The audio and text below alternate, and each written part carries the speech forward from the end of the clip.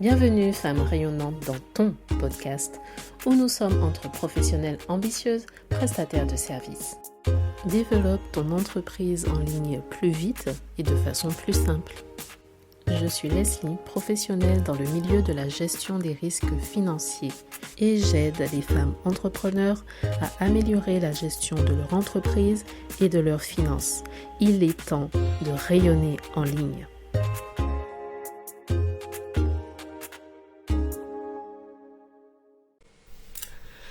Hello! Aujourd'hui, je vais parler de l'entrepreneuriat de façon générale, du fait que c'est pas un Eldorado, du fait que c'est pas tout rose, du fait que on t'a menti, les publicités et tout, te dire oui, entreprendre, c'est la voie facile, se faire de l'argent, les revenus passifs, etc.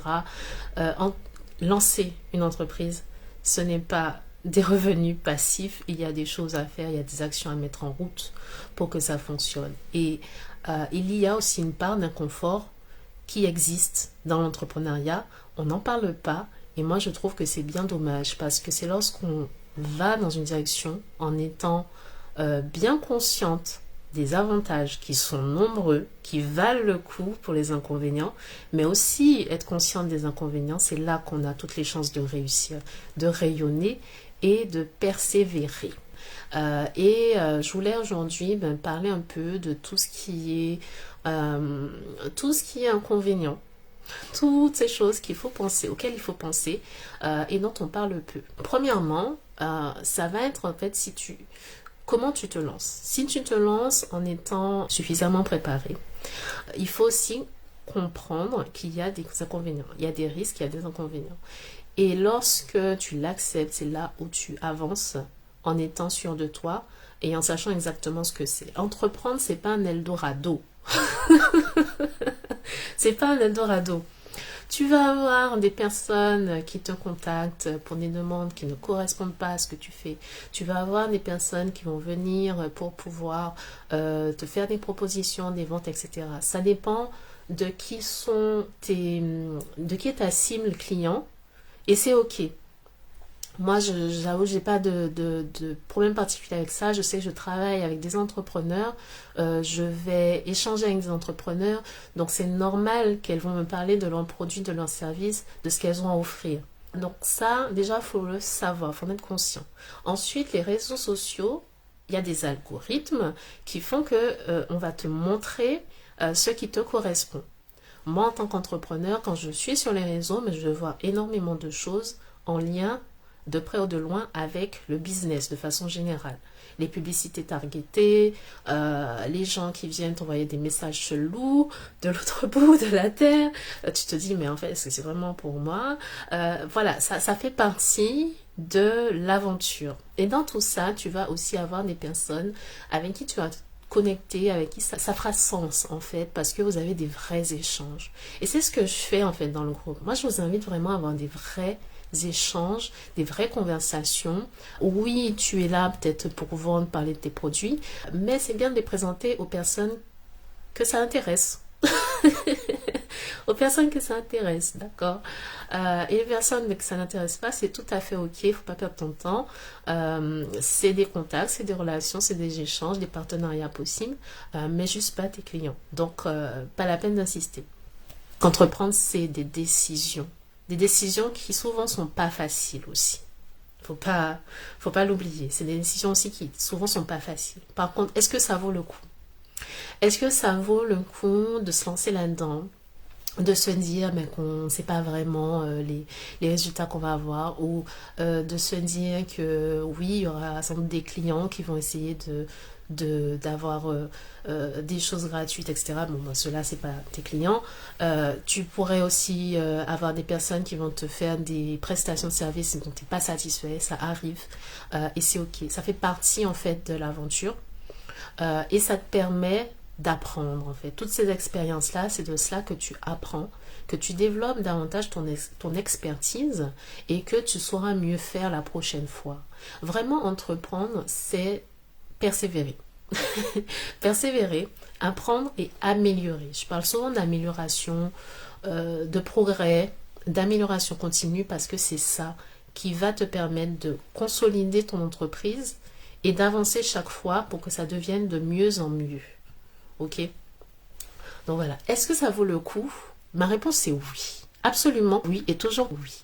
Pourquoi? Mais parce que, premièrement, la quasi-totalité des personnes qui ont une situation financière confortable, qui ont la possibilité financièrement d'être en mesure, hein, parce qu'il faut les moyens, de faire des actions à grande échelle, de changer le monde, d'impacter des vies, de pouvoir financer des projets pour faire un changement sur la planète pour la vie des autres, c'est des personnes qui ont une situation financière qui le permettent. D'accord?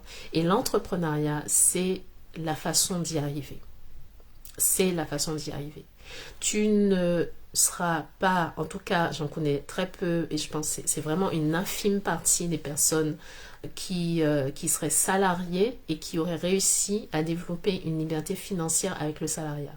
La quasi-totalité des personnes qui y sont parvenues, ça a été, c'est, et ce sera avec l'entrepreneuriat, ok? Donc, si toi tu as une marque, avec dans l'idée, tu lances une marque, tu développes ta marque, avec dans l'idée d'avoir de l'impact, oui, l'entrepreneuriat, c'est la voie. Et du coup, rien que pour ça, ça vaut le coup. Deuxième raison pourquoi ça vaut le coup, ben, c'est que déjà toi, tu te mets à l'abri, tu peux protéger tes proches, tu peux réaliser des grandes choses que tu ne serais pas en mesure de réaliser sans cela. Et aussi, ben, même si financièrement tu vises pas le million, parce qu'on n'est pas tous dans cette optique de développer une entreprise à impact ou avec l'idée de viser le million, mais tu peux tout simplement vouloir plus de liberté ou vouloir développer quelque chose qui te ressemble. Et ça aussi, l'entrepreneuriat, c'est ce qui te permet de le réaliser. Autre chose, c'est qu'avec l'entrepreneuriat, c'est aussi pour toi la meilleure façon de mieux gérer ton temps, puisque c'est toi aux commandes et tu sais exactement comment gérer ton temps, comment tu vas pouvoir développer ton activité, qu'elle te ressemble, qu'elle ressemble à tes valeurs aussi. Si le marché du travail tel qu'il est ne te correspond pas, l'entrepreneuriat c'est une voie pour cela. Ok. Donc dans tous les cas, ça vaut le coup.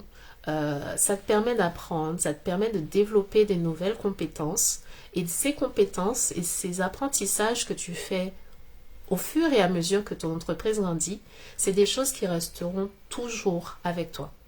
C'est des choses qui te seront toujours utiles et que tu pourras utiliser après. Si demain, dans quelques années, tu te dis, bon, l'entrepreneuriat, c'était sympa et aujourd'hui, j'ai envie d'aller vers autre chose, ben, les compétences, la technique, les choses que tu auras appris seront toujours là. Même si tu décides de vendre ton entreprise plus tard, même si tu n'as pas pu obtenir les résultats que tu voulais, bon, ça c'est parce que tu ne t'es pas fait accompagner dans cette optique et que tu n'as pas profité de mes consultations.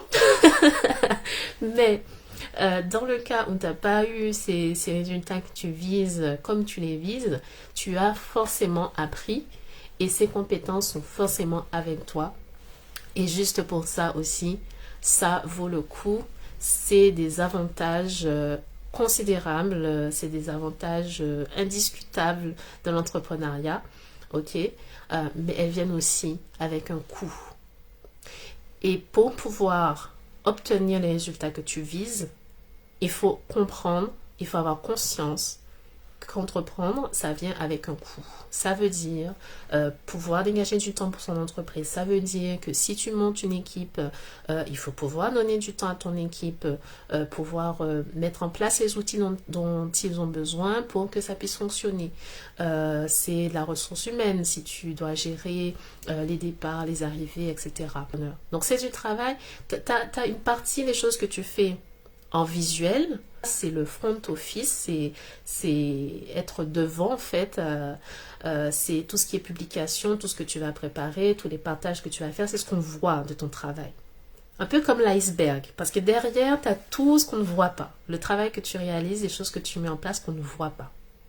Et ça, faut en être consciente. Ça ne se crée pas du jour au lendemain, le succès, la réussite, ça ne se crée pas du jour au lendemain. ça se construit. Work hard, play hard. Il y a une partie, un moment où il faut jouer, faut s'amuser, il faut aimer. Et une partie où il faut bosser dur pour pouvoir y arriver. Donc voilà, c'est un parcours. C'est des choses qui se construisent au fur et à mesure. Et j'ai envie que mon vécu, mes expériences puissent t'inspirer toi aussi à te poser la bonne question du pourquoi vraiment tu te lances, pourquoi tu poursuis, quelle est ta visée avec ton entreprise, parce que si tu as une mission, tu as quelque chose qui te motive, qui te passionne vraiment, c'est toujours plus bénéfique. Ça te permet aussi de pouvoir continuer à avancer malgré les inconvénients, malgré les difficultés, et même de sourire de ces inconvénients, parce que tu sais que ça te grandit. Ça te grandit, ça te permet de développer tes compétences, de développer ta personnalité et d'aller encore plus loin, de rayonner encore plus fort.